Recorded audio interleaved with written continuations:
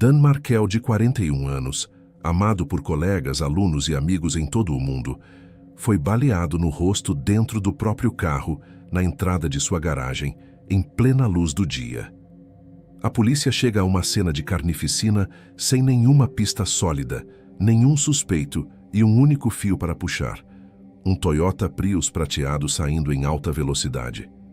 O que virá a seguir é uma teia de ódio, dinheiro e sangue que levará anos para ser desfeita. A história trágica que chocou a comunidade acadêmica e jurídica de Tallahassee teve seu momento mais crítico na manhã de 18 de julho de 2014. Por volta das 11 horas da manhã, Dan Markel, um respeitado professor de direito, estacionava seu veículo em sua própria garagem na Trescott Drive, localizada no pacato bairro de Benton Hills. Enquanto realizava essa manobra rotineira, ele continuava em uma ligação telefônica com Stuart Slaza, um professor da escola SAS, com quem discutia opções educacionais para seus filhos.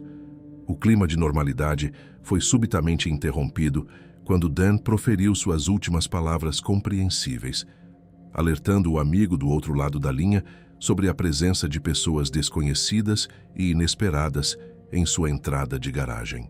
Stuart permaneceu aguardando, mas o que se seguiu foi um silêncio angustiante, quebrado apenas por um ruído seco e violento, seguido por sons de gemidos e uma respiração pesada, lenta e visivelmente sofrida.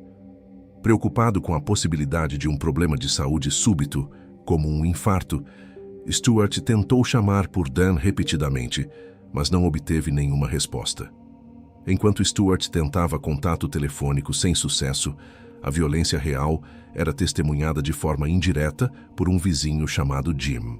Ele estava em frente à sua casa quando ouviu o estampido dos disparos e avistou um veículo Toyota Prius prateado saindo em altíssima velocidade da propriedade de Dan. Ao correr para ajudar, Jim deparou-se com uma cena de horror.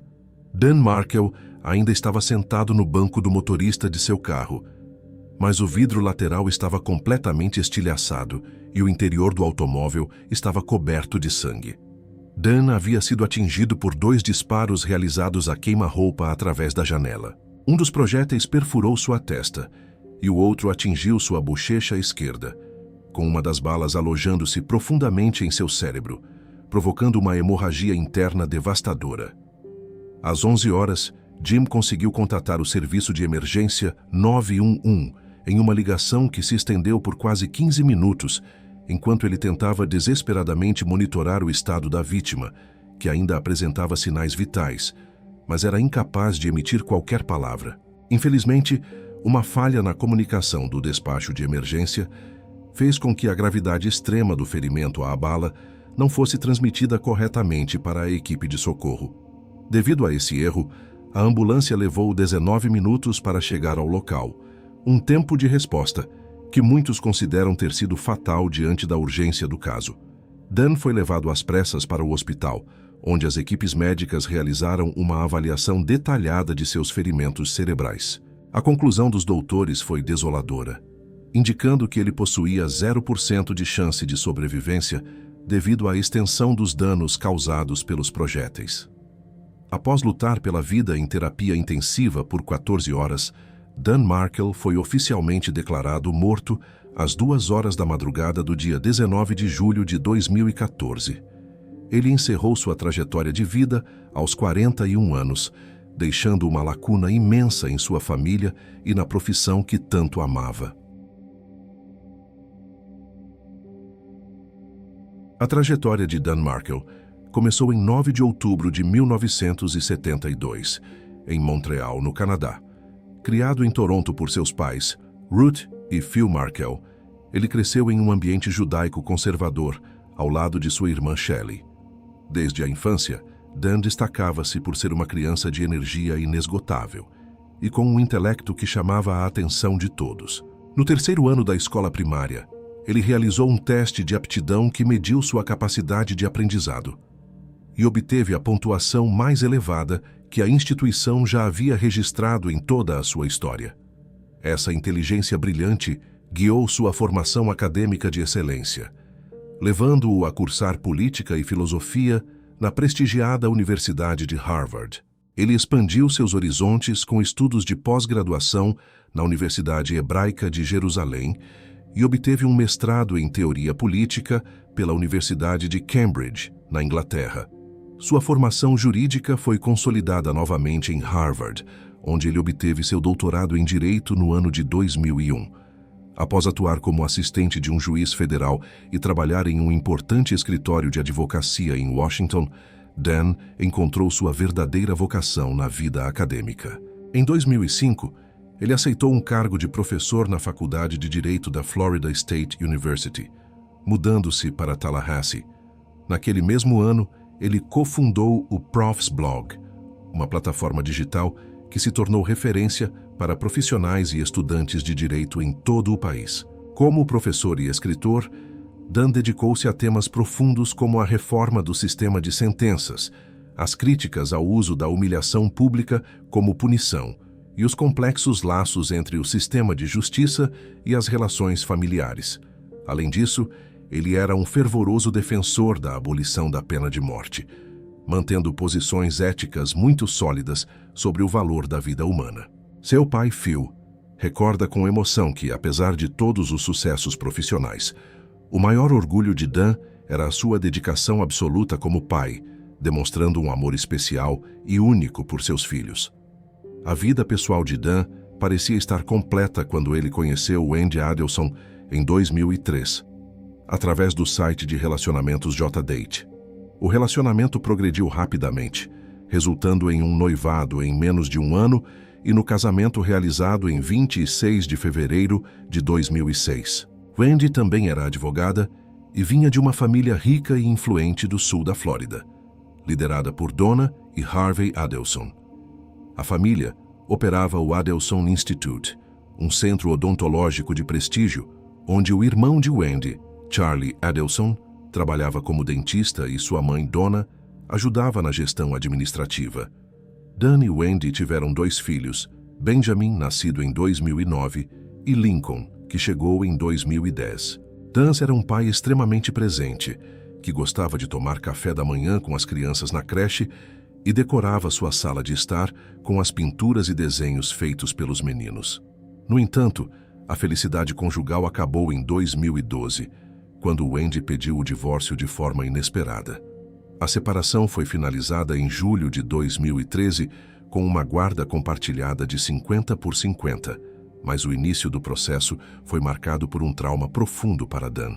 Ao retornar de uma viagem de trabalho, ele encontrou sua casa praticamente vazia. Wendy havia levado quase tudo, deixando para ele apenas um colchão no chão e os documentos do divórcio sobre ele, o que Dan descreveu como um ataque surpresa devastador.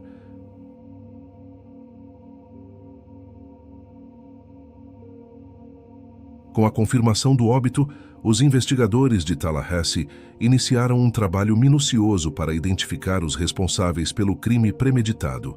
Desde os primeiros momentos, a possibilidade de um assalto foi descartada, pois nenhum objeto de valor foi levado do local. A carteira de Dan foi encontrada no chão ao lado do carro e nada foi subtraído de seus bolsos ou do interior de sua residência. A única evidência física sólida era o Toyota Prius prateado que havia fugido da cena.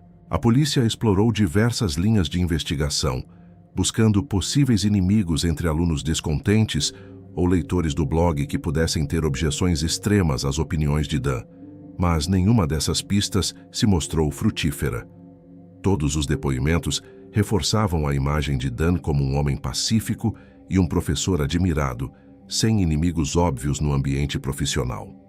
Para incentivar a colaboração da população, as autoridades estabeleceram uma recompensa inicial de $11 mil, que posteriormente foi elevada para $25 mil, conforme o caso ganhava repercussão.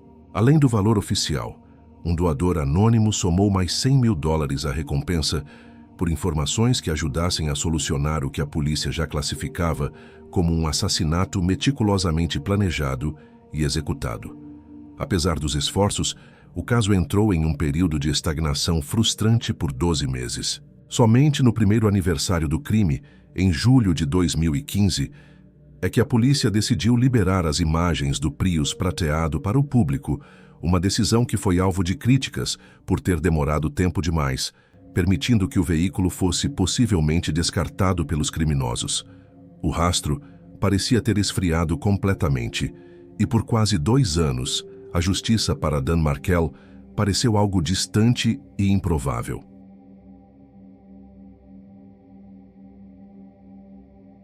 O primeiro interrogatório de Wendy Adelson revelou-se um momento estranho e cheio de declarações inesperadas. Ao chegar à delegacia, ela ouviu uma mensagem de voz de sua corretora de imóveis que mencionava um tiroteio na rua onde ela costumava morar.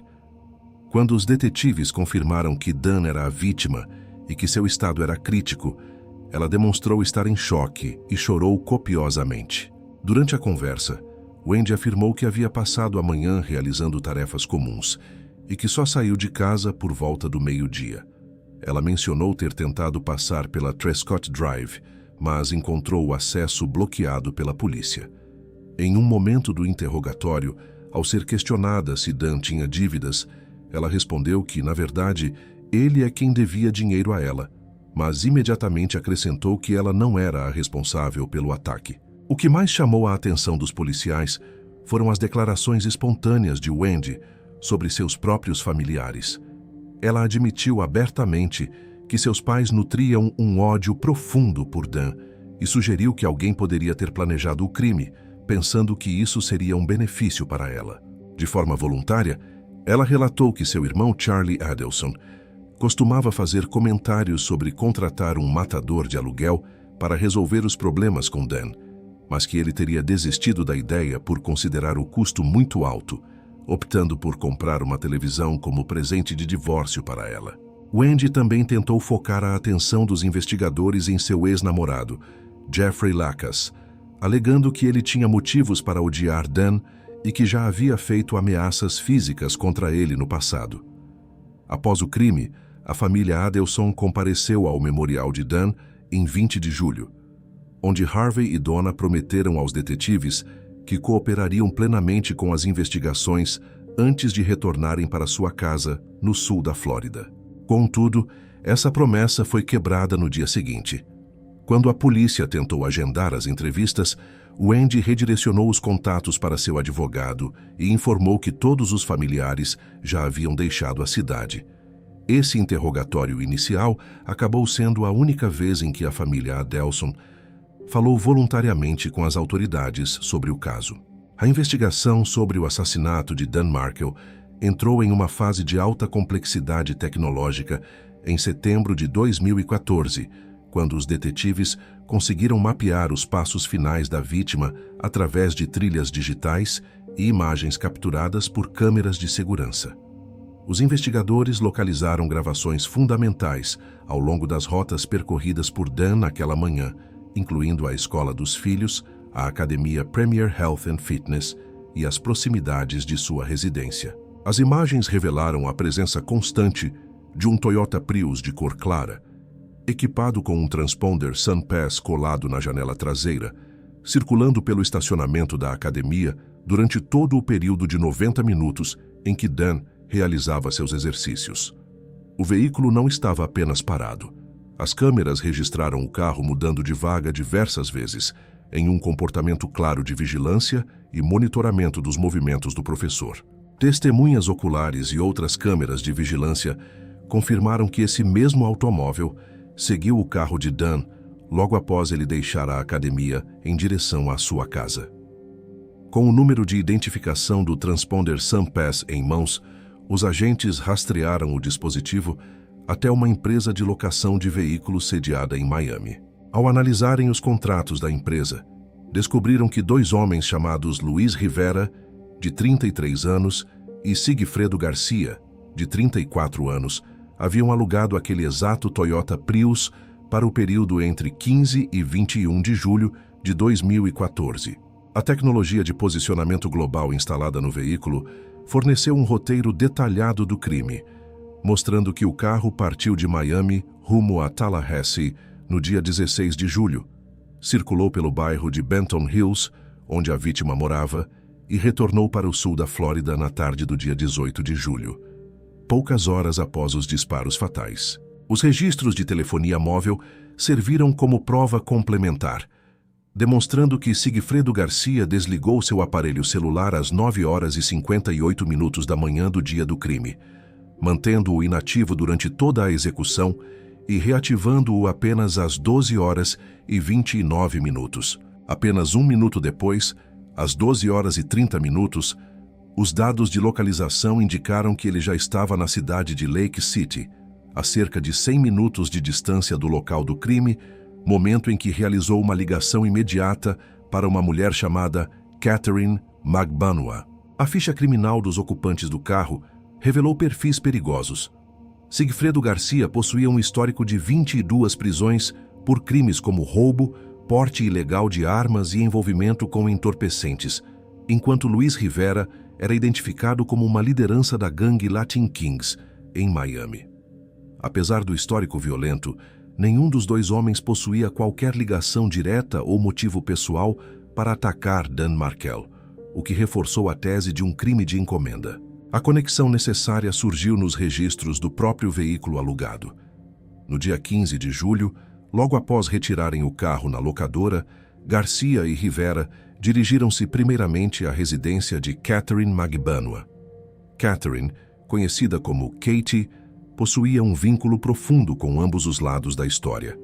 Era ex-namorada de Sigfredo Garcia e mãe de seus 2 filhos, mas desde o ano de 2013 mantinha um relacionamento amoroso com Charlie Adelson, irmão da ex-esposa da vítima. Em maio de 2016, um informante anônimo forneceu detalhes que apontavam diretamente para a participação de Charlie e Donna Adelson como os mentores intelectuais do plano.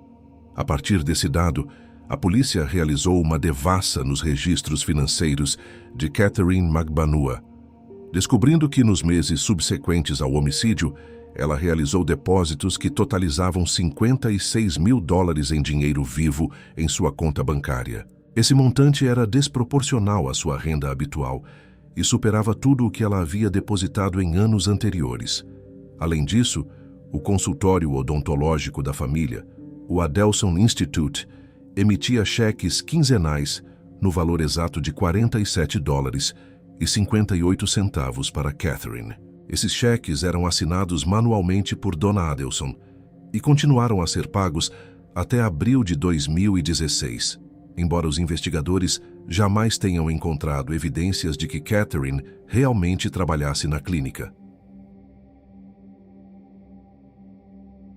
Os benefícios materiais para Catherine incluíram a transferência de um veículo Lexus, anteriormente registrado em nome de Harvey Adelson, no mês de janeiro de 2016. Embora o carro estivesse avaliado em $6 mil, o registro de venda indicava o valor simbólico de $1.700, sem qualquer prova de que o pagamento tenha sido efetivado. Charlie Adelson também forneceu diversos presentes e financiou a maior parte de uma cirurgia estética realizada pela namorada. Paralelamente às provas financeiras, o histórico de comunicações eletrônicas de Donna Adelson revelava uma hostilidade extrema contra o ex-genro nos 15 meses que antecederam o crime. Em mensagens enviadas a Wendy, Donna usava termos agressivos para descrever Dan, afirmando que o narcisismo dele havia arruinado o casamento da filha e sugerindo que deveriam atingi-lo em seus pontos fracos. Donna chegou a sugerir táticas de pressão psicológica, como ameaçar batizar os netos na fé cristã ou vesti-los com fantasias de Hitler, sabendo que as raízes judaicas de Dan eram fundamentais para ele. A cronologia telefônica do dia 18 de julho de 2014 desenhou um cenário de coordenação intensa entre os envolvidos. Dan Markel realizou uma ligação para Wendy às 9 horas da manhã, deixando um recado informando que estaria na academia entre 9 horas e 15 minutos e 10 horas. Assim que Wendy ouviu a mensagem, ela ligou imediatamente para o irmão Charlie, mantendo uma conversa que durou 18 minutos. Logo após encerrar com a irmã, Charlie contatou a mãe, Donna. Naquela mesma manhã, Charlie e Catherine trocaram 4 ligações rápidas. O assassinato foi executado entre 10 horas e 50 minutos e 11 horas da manhã. Pouco depois, às 11 horas e 6 minutos, Donna ligou para Charlie, que, por sua vez, ligou imediatamente de volta para Catherine. Quando os atiradores retornaram a Miami naquela tarde, encontraram-se com Catherine, que passou a noite na residência de Charlie Adelson, saindo apenas na manhã seguinte e ligando para Sigfredo Garcia logo em seguida. Após o sucesso da missão, Garcia e Rivera realizaram compras de alto valor, incluindo motocicletas e automóveis novos. A arma utilizada, um revólver de calibre 38, foi descartada em um rio durante a fuga e nunca foi recuperada pelas autoridades. O contexto jurídico também oferecia um motivo imediato para a pressa dos mandantes. Pouco antes de ser morto, Dan Markel havia protocolado um pedido judicial para que as visitas de Dona Adelson aos netos fossem rigorosamente supervisionadas. Ele alegava que a ex-sogra estava agindo de forma abusiva, chamando-o de estúpido diante das crianças e afirmando que o odiava. Uma audiência para decidir sobre essa restrição estava agendada para o dia 15 de maio de 2014, mas o crime ocorreu antes de qualquer decisão judicial definitiva. Para obter provas diretas contra a família Adelson, o FBI executou a Operação Bump em 19 de abril de 2016. Um agente federal disfarçado abordou Dona Adelson na calçada em frente ao seu prédio em Miami. O agente entregou a ela um recorte de jornal sobre a morte de Dan e afirmou que seu irmão havia ajudado a família com o problema ocorrido no norte da Flórida. Alegando que o irmão estava preso e precisava de $5.000, o agente mencionou Catherine como o ponto de contato entre eles. Donna reagiu com pânico visível e, segundos após o agente se afastar, ligou para o filho Charlie. A ligação, grampeada pela polícia, revelou Donna sussurrando que havia recebido uma correspondência entregue pessoalmente que provavelmente envolvia os dois e que ela não queria tratar do assunto por telefone.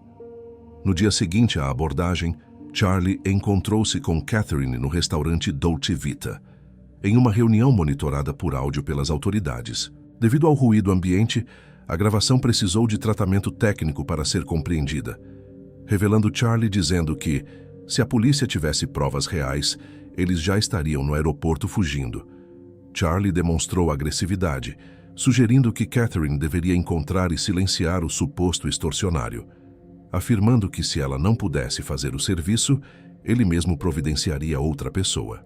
Registros posteriores indicaram que Charlie também se reuniu com o pai, Harvey Adelson, para discutir as implicações daquela abordagem, sugerindo que Harvey tinha plena ciência da situação. Embora a família não tenha confessado explicitamente o crime durante as gravações, o comportamento de se esconder e discutir pagamentos a um chantagista em vez de procurar a polícia foi considerado um indício contundente de culpa pelos investigadores.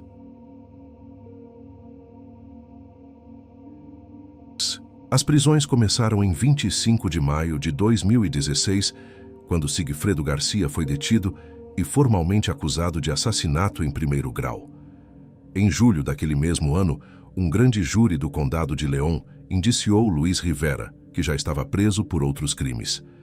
Enquanto Garcia manteve sua versão de inocência, Rivera decidiu colaborar com a justiça em troca de um acordo judicial que rebaixou sua acusação para assassinato em segundo grau. Ele aceitou uma sentença de 19 anos, a serem cumpridos simultaneamente com sua pena anterior, o que resultou em apenas 7 anos adicionais de prisão efetiva. Em seus depoimentos, Rivera revelou que a operação envolveu 2 viagens a Tallahassee. Na primeira, realizada entre 4 e 6 de junho de 2014, ele descobriu que o objetivo não era um roubo, mas um assassinato por encomenda. Garcia informou a ele que uma mulher queria o ex-marido morto para obter a guarda total dos filhos e ofereceu $30.000 para que Rivera participasse da ação. Naquela primeira tentativa em junho, os dois chegaram a vigiar a casa de Dan Markel, mas Rivera recusou-se a agir ao perceber que as crianças estavam presentes, afirmando que não mataria ninguém na frente dos filhos. Eles retornaram a Miami e só voltaram para a segunda viagem em julho de 2014, quando o crime foi consumado. No dia 18 de julho, Rivera atuou como motorista do Toyota Prius enquanto Garcia desceu do carro, efetuou os 2 disparos e retornou rapidamente para que fugissem de volta para o sul. Rivera afirmou categoricamente que nunca tinha ouvido o nome de Dan Markel, até Garcia mostrar uma fotografia da vítima e reiterou que toda a proposta de trabalho havia sido trazida por Catherine Magbanua. O total pago pelo serviço foi de $100 mil, valor que deveria ser dividido entre os 2 executores e Catherine. As investigações minuciosas sobre o rastro do Toyota Prius, as movimentações bancárias suspeitas e as gravações da Operação Bump permitiram que as autoridades montassem o quebra-cabeça da conspiração. Ficou estabelecido que Catherine Magbanua era a peça central que ligava os criminosos de Miami à família Adelson em Tallahassee e que o crime foi motivado por uma disputa implacável pela guarda das crianças. Com esses elementos, os promotores garantiram as provas necessárias para levar os executores e a intermediária a julgamento, encerrando o período de quase 2 anos em que o assassinato de Dan Markel permaneceu sem solução. A prisão de Catherine Magbanua, em 1º de outubro de 2016, representou um ponto de virada fundamental para que a justiça alcançasse os mentores do crime. Ela foi formalmente acusada de assassinato em 1º grau, conspiração para cometer assassinato e solicitação de assassinato. Conhecida como Katie, ela se declarou inocente de todas as acusações e negou ter qualquer tipo de envolvimento na morte do professor. Devido à gravidade das acusações e ao evidente risco de fuga, as autoridades não concederam fiança, mantendo-a presa enquanto aguardava o desenrolar do processo judicial. O sistema de justiça decidiu consolidar o julgamento de Catherine com o de Sigfredo Garcia, já que ambos eram acusados pelos mesmos fatos e enfrentavam punições semelhantes.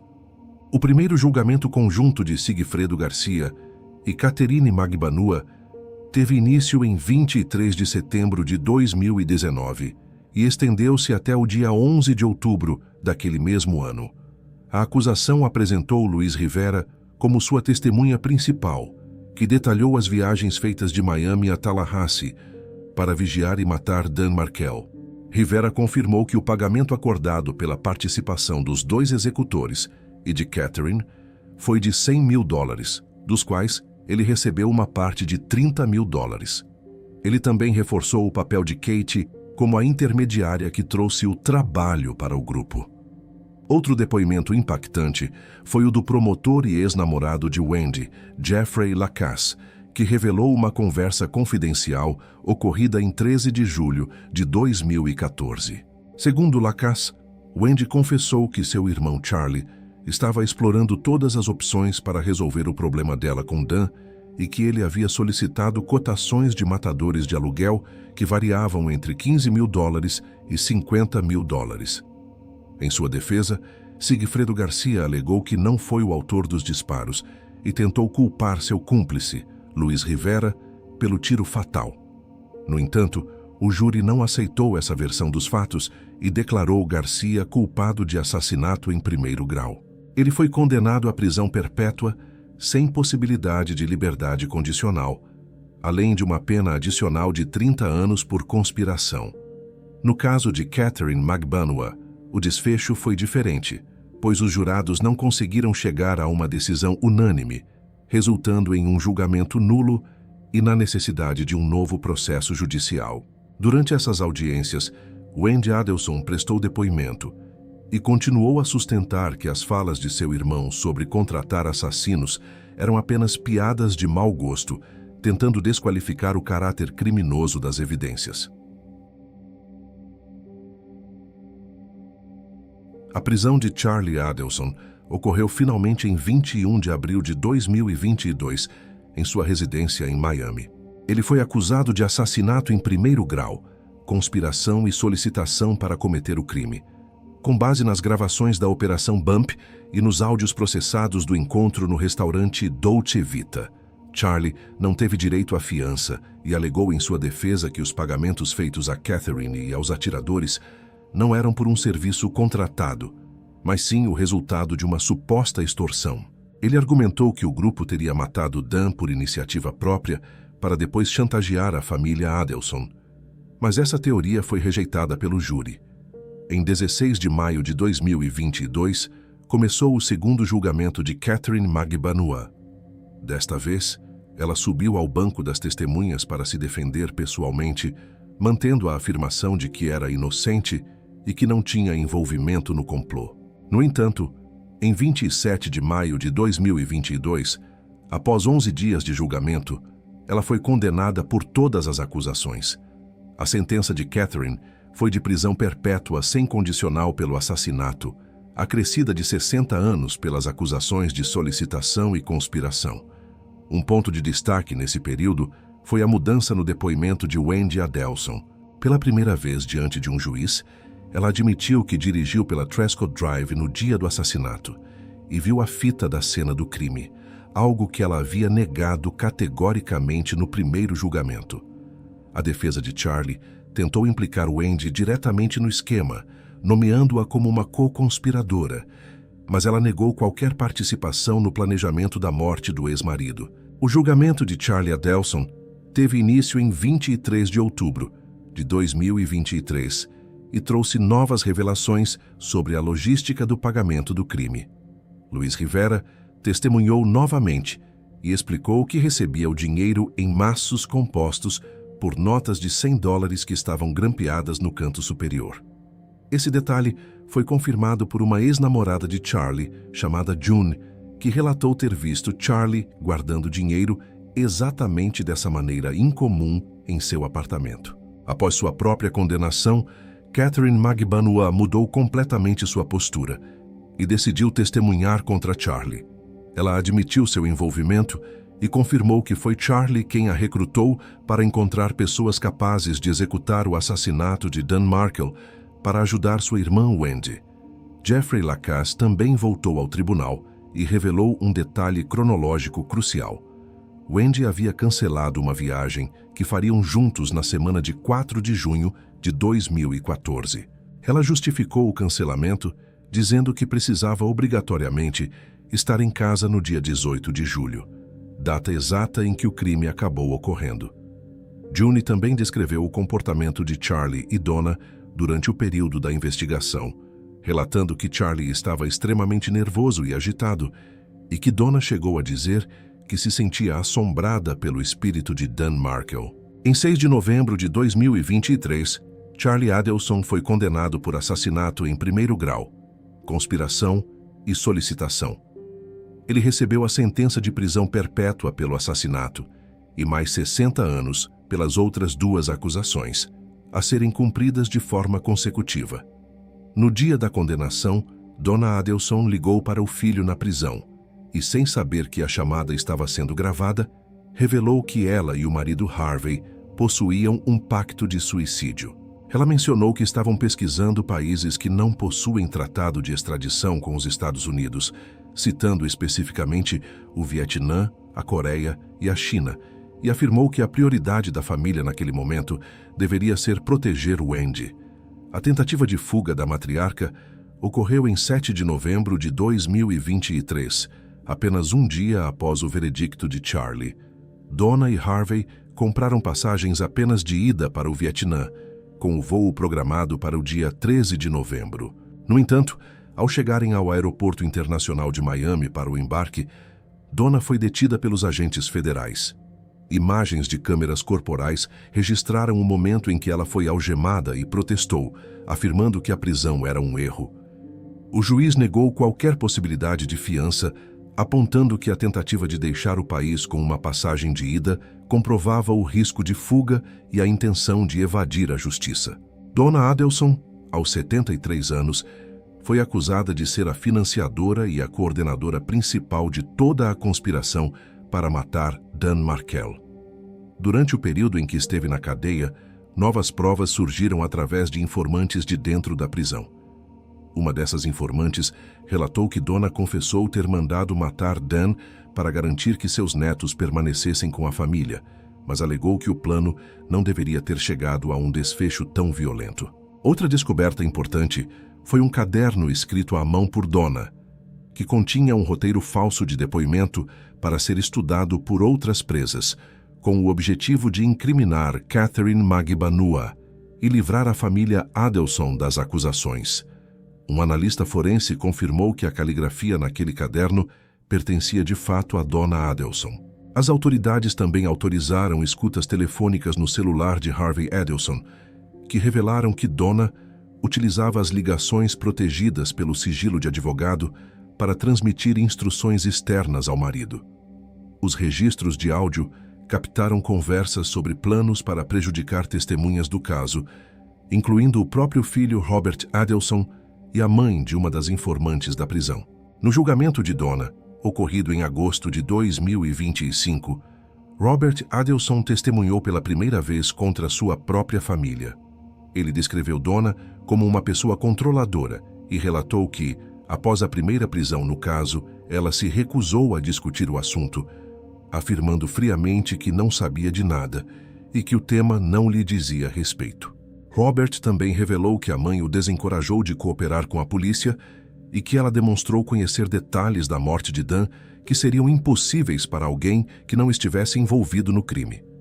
Wendy Adelson também testemunhou nesse julgamento final, declarando que não falava com sua mãe desde 2023 e admitindo que Dona sabia da moção judicial sobre as visitas supervisionadas, o que contradizia suas falas anteriores. Em 4 de setembro de 2025, o júri levou apenas 3 horas para deliberar e declarar Dona Adelson culpada de todas as acusações. Ela foi sentenciada à prisão perpétua por assassinato em primeiro grau, além de 30 anos por conspiração e solicitação. Ao final de mais de uma década de investigações e múltiplos julgamentos, o veredicto final resultou na condenação de 5 pessoas diretamente envolvidas na morte de Dan Markel. Sigfredo Garcia cumpre prisão perpétua mais 30 anos, enquanto Luiz Rivera foi condenado a 19 anos após seu acordo de cooperação. Catherine Magbanua e Charlie Adelson também receberam sentenças de prisão perpétua acrescidas de várias décadas por seus papéis na coordenação do crime. Dona Adelson, a última a ser julgada, permanecerá o resto de sua vida na prisão. Harvey Adelson, apesar de ter sido monitorado e de ter tentado fugir para o Vietnã com a esposa, nunca foi formalmente acusado de qualquer crime. Wendy Adelson também nunca foi indiciada, apesar de ter sido apontada como beneficiária e co-conspiradora em diversas fases do processo. Ela se mudou para o sul da Flórida, logo após o assassinato. Obteve a guarda total dos filhos e alterou o sobrenome das crianças de Markel para Adelson,